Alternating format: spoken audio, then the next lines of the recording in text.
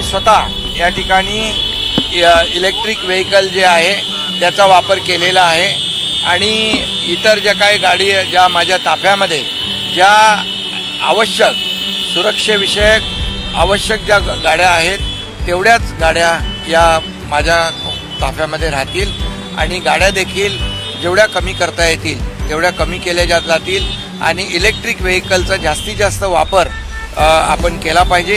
त्याची सुरुवात मी केलेली आहे। इतरही आमचे मंत्री देखील आहेत त्यांनाही मी सांगितलेलं आहे आणि मुख्यमंत्री महोदयांनी देखील काल आवाहन केलेलं आहे की राज्य सरकारने पूर्णपणे अशा परिस्थितीमध्ये महाराष्ट्र हा प्रधानमंत्री नरेंद्र मोदीजींच्या आव्हानाला प्रतिसाद देतोय। त्यामुळे हे खरं म्हणजे मोदी साहेबांचं काय वैयक्तिक काम नाही आहे, हे देशहिताचं काम आहे, राष्ट्रहिताचं काम आहे।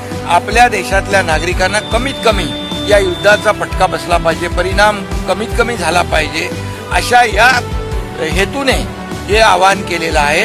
आणि म्हणून राजकारण कधी करावं कुठं करावं हे विपक्ष आणि विरोधी पक्षाने ठरवलं पाहिजे।